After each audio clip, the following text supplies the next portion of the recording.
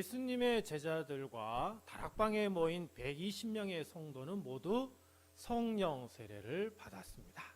성령 세례를 받고 난 후 이들은 하나같이 자기들의 언어가 아닌 다른 언어로 말을 전하게 됩니다.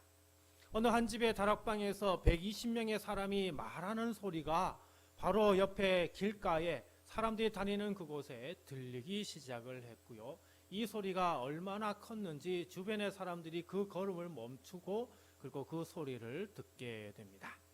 갑작스러운 소동에 예루살렘에 거주하던 경건한 유대인들과 그리고 이방인들은 하나같이 이 소리를 듣고 신기해하고 그리고 이상히 여기고 어떤 이들은 조롱하는 이들까지 생겼습니다. 이때 이들을 위해 나선 사람이 있었는데요. 그 사람은 바로 예수님의 수제자, 예수님의 으뜸이 되는 제자, 예수님이 항상 같이 다녔던 바로 그 제자 베드로였습니다. 베드로가 많은 사람 앞에서 당당하게 나선 겁니다. 그 이전에 베드로에게서 전혀 찾아볼 수 없었던 베드로의 모습이었습니다. 사실 베드로는 그나마 적극적인 사람에 속하기는 했습니다.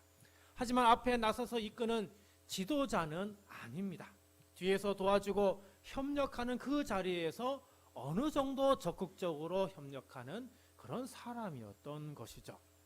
예수님께서 잡히시던 날 밤에 다른 모든 제자들이 다 도망을 갔지만 베드로도 도망을 가던 중에 멈추고 다시 예수님이 잡히신 곳을 찾아가기까지 하는 그런 적극성을 보여줍니다. 하지만 베드로는 예수님을 잡은 사람들 앞에서 예수님의 제자임을 부인하고 심지어는 저주하는 모습까지 보여줍니다. 닭이 3번 울자 베드로는 자신의 이 초라하고 비참하고 한심한 모습을 보고 그만 눈물을 흘릴 수밖에 없었죠. 베드로는 예수님을 부인한 이후로 이제는 소극적인 사람이 되고 말았습니다. 예수님의 부활을 목격했음에도 불구하고 예수님을 직접 이렇게 만났음에도 불구하고 베드로는 그 마음에 양심의 가책을 느껴서 결국 갈릴리 자기 고향으로 가서 이전에 자기가 하던 어부일을 다시 시작하고 맙니다. 부활하신 예수님이 그런 베드로를 찾아가셔서 나를 사랑하느냐 3번 물으시고 내 양을 먹이라 3번 말씀을 하시는 그 말씀을 듣고야 베드로는 드디어 마음을 놓게 됩니다. 베드로는 예수님에 대한 미안함과 죄책감을 다 털어버리고 하늘로 승천하시는 예수님을 배웅하고 난 이후에 성령 세례를 받기 위하여 열심히 기도하고 있었습니다. 마침내 오순절에 성령님이 임하셨고 베드로 역시 이런 놀라운 경험을 하게 됩니다. 그런데 이 놀라운 소동이 집 앞거리까지 크게 들렸고 수많은 사람이 이 소리를 듣고 몰리게 됩니다. 이 경건한 유대인들은 저 갈릴리촌에서 온 사람들이 외국어로 말하는 것에 놀라고 또한 하나님의 큰 일을 말하는 것에 또 한 번 놀라게 됩니다. 이때 베드로가 사람들 앞에 짠하고 나타나죠. 항상 예수님 뒤에서 예수님의 제자 역할만 하며 그저 서포트 도와주는 역할을 하던 이 베드로가 이제는 모든 사람들 앞에서 자기가 앞에 나가야 된다라고 하는 것을 비로소 알게 된 것이죠. 자, 그럼 베드로는 왜 이들 앞에 나서게 된 것일까요? 바로 지금 이 순간이 복음을 전할 가장 좋은 기회, 가장 적절한 기회라는 것을 알았기 때문입니다. 베드로는 성령님을 통해 바로 이 사실을 깨닫고 그동안은 뒤에만 있었지만 이제는 담대히 앞으로 나아가 복음을 전하게 됩니다. 오늘 본문 사도행전 2장 14절부터 36절까지는 매우 중요한 구절입니다. 왜냐하면 이 구절이 바로 최초의 설교이기 때문입니다. 최초의 설교, 바로 그 주인공이 바로 베드로입니다. 베드로는 성령 세례를 받고 곧바로 많은 사람 앞에서 하나님의 말씀을 선포합니다. 자, 그러면 베드로의 설교에는 무엇이 담겨 있을까요? 베드로는 과연 어떤 설교를 전하고 있을까요? 오늘 사도행전 2장 14절부터 36절까지 말씀을 통해서 우리가 설교를 통해서 들어야 하고 알아야 하고 배워야 하는 것이 무엇인지 오늘 함께 생각해 보고자 합니다. 오늘 이 시간이 우리 모두에게 큰 은혜가 되고 도전이 되는 귀한 시간이 되길 간절히 바랍니다. 첫 번째로 베드로는 성령님에 대해 말씀을 전합니다. 경건한 유대인과 이방인들은 어떻게 다른 언어로 말하는지 신기해하고 이상하게 여겼는데, 또 한편은 어떤 사람들은 이 사람들이 세술에 취했다며 조롱하고 비방하는 소리를까지 내기도 합니다. 14절입니다. 베드로가 11사도와 함께 서서 소리를 높여 이르되 유대인들과 예루살렘에 사는 모든 사람들아, 이 일을 너희로 알게 할 것이니 내 말에 귀를 기울이라. 자, 베드로는 우선 오늘 일어난 일에 대하여 말을 전하게 됩니다. 15절입니다. 때가 제 삼신이 너희 생각과 같이 이 사람들이 취한 것이 아니라. 자, 베드로는 절대로 술에 취한 것이 아니라고 이야기를 하고 있습니다. 여러분, 베드로의 이 말은 사실일까요? 아니면 거짓일까요? 사실입니다. 술에 취한 것이 아닙니다. 마가다락방에 모인 사람들은 술에 취해서 그 밤을 새벽을 꼬박 세우고 지금 아침에 일어난 것이 아니라 그 새벽까지 뜨겁게 열정적으로 기도하였고 그리고 성령을 받은 것이죠. 무엇보다 지금 시간은 몇 시라고요? 제3시. 3시는 히브리 시간으로 3시인데 오늘날 우리 시간으로 보면 아침 9시를 얘기를 합니다. 아침 9시에 술에 취해서 이렇게 할 리가 없기 때문이죠. 16절입니다. 이는 곧 선지자 요엘을 통하여 말씀하신 것이니 일러스되. 자, 베드로가 예수님을 따라다니면서 열심히 공부하고 배운 것 같습니다. 일개 어부에 불과했던 베드로가요, 지금 성령 세례를 받은 지 불과 1시간 됐을까요? 하여튼 그런 시간 가운데 있었는데 바로 이때 사람들이 몰려와서 소동하는데 그 사람들에게 바로 이 사건, 이 소동이 일어난 배경이 무엇인지 설명하는데 바로 구약에 있는, 그리고 또 그 보통의 사람들이 잘 전하지 않는 요엘 선지자의 그 말씀을 인용하는 것을 보면 베드로가 3년 동안 허투루 제자 역할을 한 것은 아니라는 것을 알 수가 있습니다. 베드로가 인용한 요엘서 말씀은 요엘서 2장 28절 이하에 있는 말씀인데요. 이 말씀을 어떻게 인용하는지 먼저 17절 말씀 봅니다. 하나님이 말씀하시기를 말세에 내가 내 영을 모든 육체에 부어주리니 너희의 자녀들은 예언할 것이요 너희의 젊은이들은 환상을 보고 너희의 늙은이들은 꿈을 꾸리라. 자, 하나님께서 말세에 하나님의 영을 모든 육체에 부어주신다, 이렇게 말씀하고 있습니다. 자, 그러면 말세라고 하는 것은 언제를 말하는 것일까요? 모든 육체에 하나님의 영을 부어주는 그때가 뭐예요? 말세라고 하는 겁니다. 근데 지금 뭐예요? 베드로와 120명의 모든 사람들이 뭘 받았어요? 하나님의 영, 성령을 받았단 말이죠. 그 말은 지금이 무슨 시대라는 거예요? 말세의 시대다라고 하는 것입니다. 예수님께서 부활하시고 승천하시고 난 이후부터가 바로 무슨 시대라는 거예요?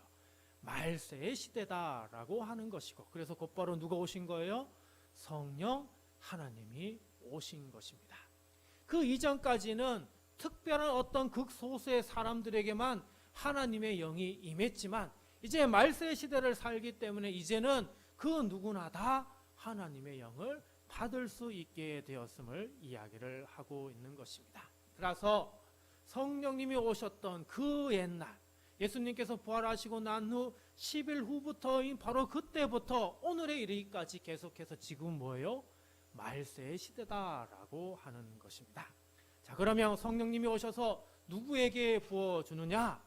모든 육체에 부어준다라고 말씀하고 있습니다. 이 말은 성령님을 원하고 성령님을 찾는 사람이라면 누구나 다 성령 세례를 받을 수 있다라고 하는 것입니다. 그래서 자녀들은 예언하고 젊은이들은 환상을 보고 나이 많은 사람들은 꿈을 꾼다라고 하는 것은 바로 성령님이 임하신다는 것을 이야기하고 있는 것입니다. 그래서 이 말은 성령님은 단지 종교 지도자나 특별히 종교의 열심인 극소수의 사람들에게만 찾아오는 것이 아니라 오늘 우리 모두가 성령님을 간절히 찾고 원한다면 그 모든 이에게 성령님이 임하심을 말씀하고 있는 것입니다. 그뿐만 아니라 18절입니다. 그때 내가 내 영을 내 남종과 내 여종들에게 부어주리니 그들이 예언할 것이요. 하나님의 영은 자유를 가지고 있는 사람뿐만 아니라 그 당시에 종으로 살고 있는 사람들, 노예로 살고 있는 사람들, 그 당시에 재물로 돈으로만 취급되는 그 사람들에게도 하나님의 영이 임하신다라고 말씀하고 있습니다. 다시 말하면 이 땅에 사람으로 태어난 사람이라면 누구나 다 하나님의 영을 받을 수 있다는 사실입니다. 19절입니다. 또 내가 위로 하늘에서는 기사를 아래로 땅에서는 징조를 베풀리니 곧 피와 불과 연기로다. 자, 세상은 다시 뭐예요? 피와 불과 연기가 다시 날 것이다. 이 말은 뭐예요? 이 세상에는 계속해서 뭐가 있다는 거죠? 전쟁이 있을 것이다 라고 하는 것이죠. 그리고 이 전쟁을 보면 우리는 어떤 시대를 살고 있다는 거예요? 말세의 시대, 종말의 시대를 살고 있다는 그것을 잊지 않고 기억해야 한다라고 하는 것입니다. 오늘날 우크라이나 그리고 러시아 전쟁이 지금 3년째 계속되고 있습니다. 그리고 작년 말부터 어떻게 해요? 이스라엘과 하마스의 전쟁이 일어났고요. 우리가 뉴스를 통해서 잘 듣지 못하지만은 내전뿐만 아니라 국가 간의 이 전쟁이 여전히 빈번히 일어나고 있습니다. 우리는 이 전쟁을 보면서 그냥 전쟁이 났구나 이렇게 인식하는 것이 아니라 뭘 인식해야 된다고요? 지금이 말세구나. 지금이 종말의 시대구나. 이것을 잊지 않고 기억해야 함을 말씀하고 있는 것입니다. 20절입니다. 주의 크고 영화로운 날이 이르기 전에 해가 변하여 어두워지고 달이 변하여 피가 되리라. 여러분, 주의 크고 영화로운 날, 이 날이 무슨 날일까요? 하나님의 심판의 날을 이야기를 합니다. 하나님의 이 세상 심판 날이 이르기 전에 이미 세상은 뭐예요? 해도 변하고 달도 변하여서 뭐가 되고요? 어둠이 되고 붉은 피로 물들게 될 것이다. 온전히 전쟁으로 인해서 이 세상이 완전히 쑥대밭이 될 것을 말씀하고 있습니다. 우리나라는 이전에 일본의 침략뿐만 아니라 6.25 전쟁으로 인하여 바로 이런 경험을 직접 경험을 했습니다. 21절입니다. 누구든지 주의 이름을 부르는 자는 구원을 받으리라 하였느니라. 그러므로 이 세상의 종말이 오기 전에, 하나님의 심판이 있기 전에 누구든지 뭘 해야 된다고요? 주의 이름을 불러야 한다라고 하는 것입니다. 그래야만 구원을 받을 수 있습니다. 주의 이름, 메시아, 그리스도, 구세주, 즉 예수님을 말합니다. 그래서 주의 이름을 부르기 위해 우리는 요엘 선지자가 말씀한 대로 하나님의 영인 성령 세례를 받아야 하는 것이죠. 지금 오늘 이 소동은 성령 세례를 받아 일어난 소동이라고, 전혀 사용하지 않던 다른 언어, 이방의 언어를 사용할 수 있는 것은 성령 하나님이 임하셔서 우리의 입술을 주장하시고 우리 입술을 주관하셔서 이렇게 우리가 한 번도 사용하지 않은 언어를 우리의 입으로 이야기하고 있는 것임을 베드로는 설교하고 있습니다. 그리고 이것은 그저 시작에 불과한 것이고 앞으로 성령 하나님이 어떤 일을 하게 될지 우리는 그 놀라운 일을 앞으로 경험하게 될 것을 베드로는 말씀하고 있습니다. 그리고는 너희도 말세가 오기 전에 반드시 뭘 받아야 한다는 거예요? 성령 세례를 받아야 한다는 겁니다. 그리고 주의 이름을 부르고 구원을 받아야 함을 베드로는 말씀하고 있습니다. 사랑하는 성도 여러분, 오늘 우리는 어떤 시대를 살고 있다고요? 말세의 시대를 살고 있다고. 말세를 산다고 하는 것은 하나님의 크고 영화로운 날, 곧 하나님의 심판이 언제 임할지 알지 못하는 시대에 우리가 살고 있다는 것을 말하고 있습니다. 따라서 말세를 살면서 하나님의 심판이 있기 전에 오늘 우리는 성령 세례를 받아서 예수님을 내가 믿습니다 고백하고 예수님의 그 이름을 내가 붙들고 의지합니다 하며 예수님의 이름으로 구원을 우리에게 허락하여 주옵소서 기도하여 예수님을 통하여 구원받아야 함을 말씀하고 있습니다. 사랑하는 성도 여러분, 그러므로 먼저 성령 세례를 사모하시고 성령 세례를 받으시길 바랍니다. 그리고 성령님을 통하여서 예수님을 나의 구주로 고백하시고, 예수님 오늘 우리에게 구원을 베풀어 주옵소서, 구원을 허락하여 주옵소서 기도하시기 바랍니다. 그리할 때 우리 주님께서 우리의 고백과 우리의 기도를 들어주시고 우리를 구원하여 주십니다. 두 번째로 베드로는 나사렛 예수님에 대하여 말씀을 전합니다. 베드로는 요엘 선지자의 말씀을 인용하여 성령님이 오신 것을 설명하면서 이제 베드로는 그러면 하나님의 큰 일은 무엇인지, 즉 복음은 누구인지를 소개합니다. 우리 22절 말씀 봅니다.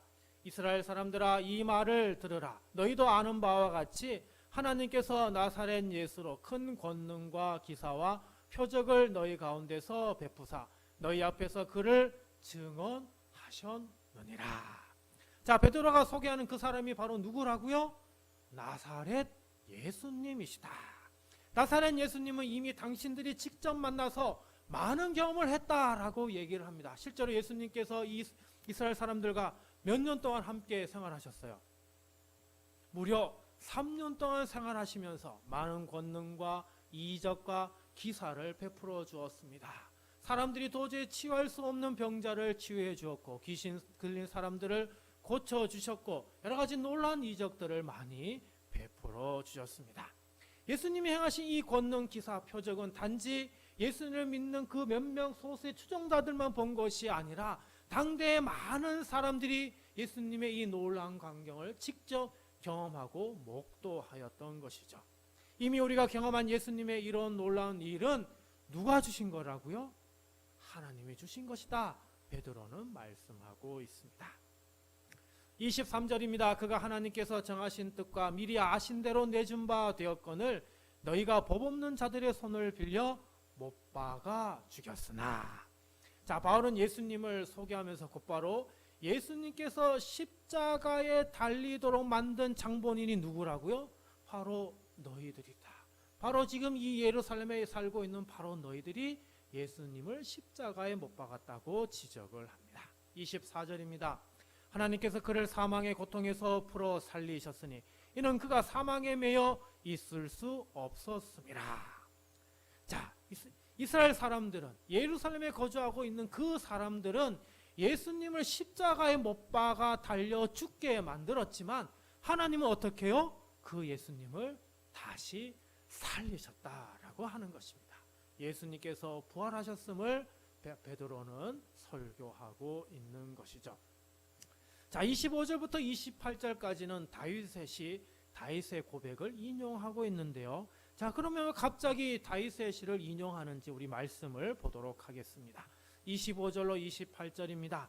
다윗이 이를 가리켜 이르되 내가 항상 내 앞에 계신 주를 배웠으며 나로 요동하지 않게 하기 위하여 그가 내 우편에 계시도다. 그러므로 내 마음이 기뻐하였고 내 혀도 즐거워하였으며 육체도 희망에 거하리니 이는 내 영혼을 음부에 버리지 아니하시며 주의 거룩한 자로 썩음을 당하지 않게 하실 것이미로다. 주께서 생명의 길을 내게 보이셨으니 주 앞에서 내게 기쁨이 충만하게 하시리로다 하였으므로. 자, 다윗의 이 기도를 보니까요, 뭐예요? 육체가 어떻게 해요? 썩지 아니하고 또 음부에 남지 않고 다시 부활하게 되는 것을 이미 다윗이 예언하고 있고 고백하고 있는데, 이것이 그대로 이루어진 분이 누구라고요? 예수님이시다라고 하는 것을 이야기를 해주고 있습니다. 자, 이것에 대한 설명이 바로 뭐예요? 29절부터 31절까지입니다. 볼까요? 형제들아, 내가 조상 다윗에 대하여 담대히 말할 수 있노니 다윗이 죽어 장사되어 그 묘가 오늘까지 우리 중에 있도다. 그는 선지자라. 하나님이 이미 맹세하사 그 자손 중에서 한 사람을 그 위에 앉게 하리라 하심을 알고 미리 본고로 그리스도의 부활을 말하되 그가 음부에 버림이 되지 않고 그의 육신이 썩음을 당하지 아니하시리라 하더니. 자, 베드로가 다윗을 누구라고 소개하고 있어요? 선지자라고 소개하고 있습니다. 제가 성경을 아무리 봤지만 다윗을 선지자로 소개하는 곳은 바로 여기밖에 없는 것 같습니다. 선지자라고 하는 것은 뭐예요? 앞으로 있을 일을 미리 예언하였다라고 하는 것인데 그 예언을 지금 다윗이 하고 있는데 자기의 후손 가운데 어떻게 해요? 음부에서 육체가 썩지 않고 음부에 그냥 그대로 내려 있지 않고 건짐을 받는 자, 즉 부활하는 자가 있을 것인데 바로 그대로 이루어진 분이 예수 그리스도이심을 지금 베드로는 설명하고 있는 것이죠. 그래서 다윗이 하나님의 약속을 기억하고 자기 자손 중에 육신이 썩지 않고 부활할 것을 예언하였다라고 베드로가 이야기하고 있습니다. 32절 33절입니다. 이 예수를 하나님이 살리신지라 우리가 다 이 일의 증인이로다. 하나님이 오른손으로 예수를 높이시매 그가 약속하신 성령을 아버지께 받아서 너희가 보고 듣는 이것을 부어주셨느니라. 자, 여러분, 예언대로 부활하신 분이 누구라고요? 예수님이라고요. 그리고 이 예수님을 살리신 분이 누구라고요? 하나님이시다라고 하는 것입니다. 그리고 이 예수님께서 말씀하신 대로 하나님께 받아서 예수님이 우리에게 부어주신 분은 누구라고요? 성령님이시다. 하나님의 영이시다라고 베드로는 설교하고 있는 겁니다. 여기서 끝나는 것이 아니라 베드로는 한 가지를 더 이야기를 해줍니다. 34절 35절입니다. 다윗은 하늘에 올라가지 못하였으나 친히 말하여 이르되 주께서 내 주에게 말씀하시기를 내가 내 원수로 내 발등상이 되게 하기까지 너는 내 우편에 앉아있으라 하셨도다. 다윗은 어떻게 해요? 하늘로 올라가지 못했지만 누구는 하늘로 올라갔다는 거예요? 부활하신 그분은 하늘로 올라가셨다라고 하는 겁니다. 근데 이 하늘로 올라가는 걸 누가 봤다는 거예요? 베드로와 그리고 그와 함께하는 120명의 사람들이 함께 예수님이 하늘로 올라가시는 그것을 직접 목격했다라고 하는 것을 이야기를 하고 있습니다. 그리고 그 많은 예루살렘 사람들 그리고 이방의 사람들 앞에 지금 이 자리에 있는 우리 모두가 바로 예수님께서 하늘로 승천하신 것을 직접 목격한 산증이라고 하는 것을 고백하고 있습니다. 자, 이 말씀을 통해서 우리가 생각할 수 있는 것, 복음의 핵심은 누구라라고 하는 겁니까? 복음의 핵심은 예수님이시다. 나사렛 예수님이시다라고 하는 것이죠. 그리고 예수님의 이 사역 가운데 우리가 잊지 않고 반드시 기억해야 될 것은 뭐라고요? 예수님께서 죽으셨다는 것, 그리고 다시 살아나셨다는 것, 그리고 하늘로 승천하셨다는 것. 이 세 가지는 우리가 반드시 하나님의 말씀을 들을 때, 설교를 들을 때 반드시 들어야 하는 것임을 베드로는 우리에게 전하여 주고 있습니다. 그러면서 오늘 이 시대에 우리에게 반드시 필요한 분이 누구다? 성령 하나님이시다. 성령 세례를 받아야 되고 성령님이 오늘 우리에게 임하여서 성령님을 통한 오늘 우리의 삶을 살아야 함을 베드로는 말씀하고 있습니다. 그러므로 오늘 우리는 신앙생활을 하면서 반드시 성령 세례를 받아야 합니다. 그리고 이 성령 세례를 받음을 통해 우리는 나사렛 예수 그리스도를 증거해야 하는 것이죠. 예수님께서 성경에서 말씀하신 바로 그분이요 진정한 하나님의 아들이시며 복음이라는 이 사실을 우리가 분명히 알고 우리는 이 주님을 증거해야 합니다. 또한 예수님께서 죽은 지 사흘 만에 하나님의 권능으로 부활하셨다는 이 사실을 우리가 믿고 우리 주님을 증거할 수 있어야 합니다. 사랑하는 성도 여러분, 베드로의 설교 말씀처럼 나사렛 예수님의 그 죽음과 부활 그리고 승천하신 이 모든 사실을 알고 성령님의 도우심을 받아 복음을 담대히 증거하는 그런 우리의 삶이 되어야 하겠습니다. 마지막 세 번째로 베드로는 예수님을 확실히 알라고 선포합니다. 36절입니다. 그런즉 이스라엘 온 집은 확실히 알지니 너희가 십자가에 못 박은 이 예수를 하나님이 주와 그리스도가 되게 하셨느니라 하니라. 자, 그렇습니다. 우리는 분명히 알아야 됩니다. 예수님이 바로 우리에게 주님이시고 우리에게 그리스도이심을 우리는 분명히 알아야 합니다. 먼저 예수님은 우리의 주가 되십니다. 주라고 하는 말은 주님 또는 주인이라고 하는 말입니다. 이 말은 다시 말하면 우리는 누구라고 하는 거예요? 예수님의 종, 예수님의 노예라라고 하는 것입니다. 왜?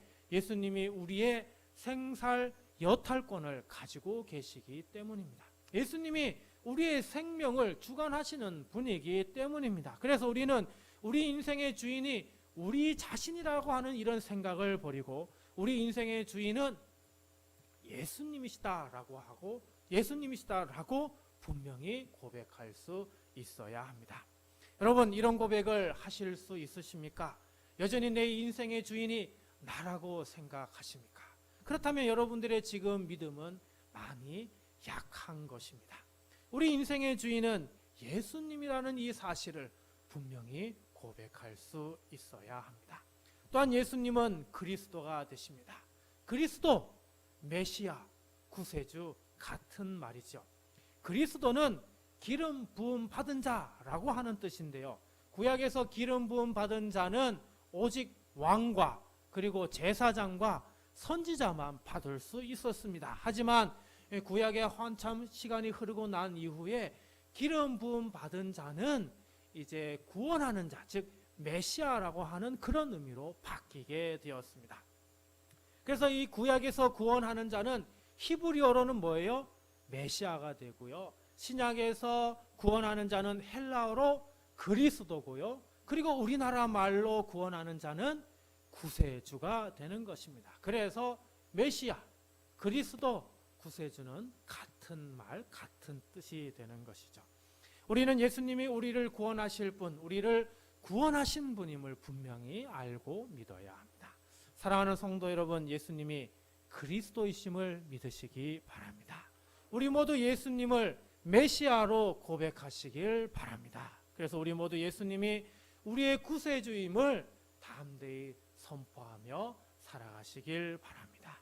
이것이 우리가 반드시 해야 하는 소명입니다. 사랑하는 성도 여러분, 예수님을 우리의 주님으로, 우리의 그리스도로 고백하시고 성령 하나님을 통하여 예수님을 담대히 증거하는 믿음의 삶을 살아가시길 주님의 이름으로 축원드립니다.